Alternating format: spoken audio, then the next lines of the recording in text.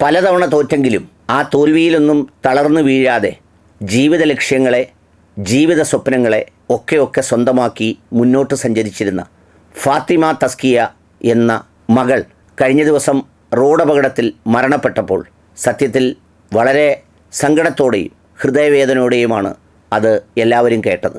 ജീവിത ലക്ഷ്യങ്ങളെ പിന്തുടരുക എന്ന് പറയുന്ന അസാമാന്യമായ കരുത്ത് പല പ്രതിസന്ധികളിലും കാട്ടിയ ഒരു പെൺകുട്ടി, നിലപാടുകൾ ഉറക്കെ പറയുന്ന പെൺകുട്ടി, വ്യക്തിത്വവും മൂല്യങ്ങളും സൂക്ഷിച്ചുകൊണ്ട് തന്നെ പ്രയാസങ്ങളെ മറികടക്കാൻ, ജീവിതത്തിൻ്റെ വെല്ലുവിളികളെ നേരിടാൻ വിശ്വാസത്തിൻ്റെയും നിശ്ചയദാർഢ്യത്തിൻ്റെയും കരുത്തോടെ സഞ്ചരിച്ച ഒരു പെൺകുട്ടിയുടെ പേരാണ് ഫാത്തിമ തസ്കിയ.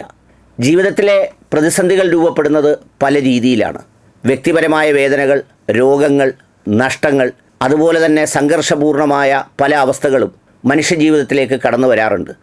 ഇതെല്ലാം ഒരുപോലെ അനുഭവിക്കേണ്ടി വന്ന ഒരു പെൺകുട്ടിയുടെ കഥയാണ് ഫാത്തിമ തസ്കിയയുടേത്. സ്വന്തം സഹോദരൻ അകാലത്തിൽ വേർപെടുന്നു. ഏറ്റവും ഇഷ്ടത്തോടെയും സന്തോഷത്തോടെയും ജീവിച്ച ജീവിത സാഹചര്യങ്ങൾ അപ്പോൾ തന്നെ മാറ്റിമറിക്കപ്പെടുകയാണ് ചെയ്യുന്നത്. പിതാവ് പോപ്പുലർ ഫ്രണ്ട് നിരോധനവുമായി ബന്ധപ്പെട്ട് ജയിലിൽ കഴിയുന്നു. ഈ സന്ദർഭങ്ങളിലൊക്കെയും മനുഷ്യജീവിതത്തിലെ സംഘർഷപൂർണമായ അവസ്ഥയിലൂടെയാവും ഏത് വ്യക്തിയും കടന്നു പോവുക.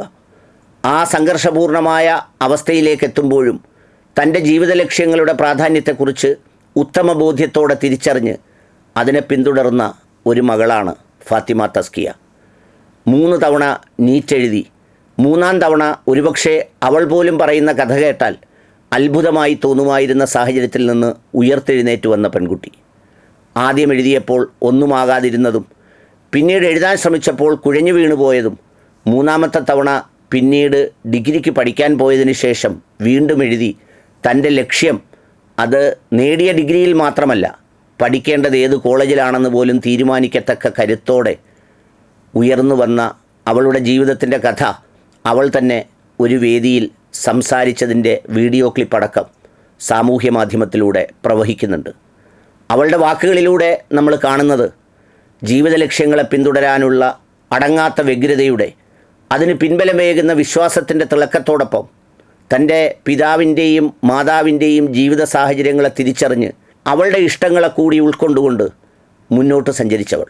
തൻ്റെ സ്വപ്നങ്ങൾ പൂർത്തീകരിക്കുന്നതിന് 3 തവണ തോൽക്കേണ്ടി വന്നെങ്കിലും ആ അവസരങ്ങളൊക്കെ നൽകിയ ഉടയതമ്പുരാൻ ഒരപകടത്തിൽ നിന്ന് രക്ഷപ്പെടാൻ ഒരവസരം കൂടി നൽകിയില്ല എന്നത് ഒരു പ്രത്യേകതയായി ഓർക്കാവുന്നതാണ്.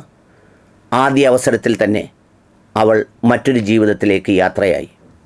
ഏതായാലും മകൻ്റെ വിയോഗം കണ്ട ആ പിതാവ് ഇത്രയേറെ സ്വപ്നങ്ങളും ചടുലതയും സന്തോഷവും നിറഞ്ഞ തൻ്റെ മകളുടെ വിയോഗം കൂടി കാണേണ്ടി വരുന്ന അവസ്ഥയും ഏതൊരു പിതാവിനെ സംബന്ധിച്ചിടത്തോളവും മനുഷ്യനെ സംബന്ധിച്ചിടത്തോളവും വളരെ ദുഃഖകരമായ സന്ദർഭമാണ്.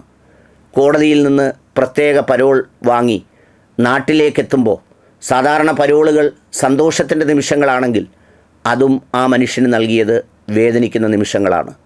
ഒടുവിലെത്തി സ്വന്തം മകളുടെ നിശ്ചലമായ മയ്യത്ത് മുന്നിൽ വെച്ചുകൊണ്ട് ആ മയ്യത്തിനു വേണ്ടി നമസ്കരിച്ചതും അതിനുശേഷം നൽകിയ പ്രാർത്ഥിക്കാനുള്ള ആഹ്വാനം ചെയ്യുന്ന വാക്കുകളിലൂടെ അദ്ദേഹത്തിൻ്റെ ഹൃദയം പൊടിയുന്ന സന്ദേശം, അതും ഏറെ വ്യത്യസ്തതയോടെയാണ് പിന്നിൽ നിന്നവരും മലയാളി സമൂഹവും കേട്ടത്.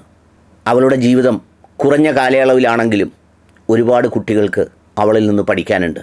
പലതവണ വീഴുമ്പോഴാണ് ഒരു തവണ എഴുന്നേൽക്കേണ്ടി വരുന്നത്, അല്ലെങ്കിൽ ഒരു തവണ എഴുന്നേൽക്കാൻ പലതവണ വീഴണം എന്നൊക്കെ പറയുന്ന മനോഹരമായ വാക്കുകളുടെ പ്രയോഗങ്ങൾ നമ്മൾ കേട്ടിട്ടുണ്ടെങ്കിലും അനുഭവ സാക്ഷ്യത്തിലൂടെ അത് തൻ്റെ ജീവിതത്തിൽ എങ്ങനെയാണ് കടന്നുപോയതെന്ന് വരച്ചു കാട്ടി മടങ്ങുമ്പോൾ ചെറിയ പ്രായം കൊണ്ട് ഒരുപാട് പ്രചോദനവും അതോടൊപ്പം തന്നെ മൂല്യവത്തായ ജീവിതത്തിൻ്റെയും ഉദാഹരണം വരച്ചു കാട്ടി ഫാത്തിമ തസ്കിയ മടങ്ങുമ്പോൾ ഒരിക്കലും കണ്ടിട്ടില്ലെങ്കിലും ആ വാക്കുകളിലൂടെ കേട്ട, ആ സഞ്ചാരപഥങ്ങളിലൂടെ അനുഭവിച്ചറിഞ്ഞ സുഹൃത്തുക്കളായ ചിലരിൽ നിന്നും അടുത്തറിഞ്ഞ വാക്കുകളിലൊക്കെയും അവൾ വേറിട്ടതായിരുന്നു. അവൾക്ക് അവിടെ ശാശ്വതമായ ഒരു ശാന്തിയും സ്വർഗവും ലഭിക്കട്ടെ എന്ന് ആത്മാർത്ഥമായി പ്രാർത്ഥിക്കുന്നു.